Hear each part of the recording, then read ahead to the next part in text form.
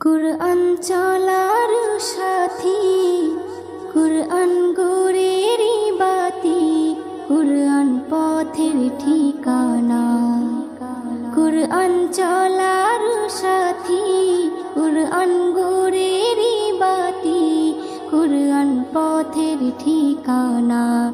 যে জন পড়ে কুরআন খাঁটি হবে তার ঈমান, পাবে আল্লাহর করুণা। কুরআন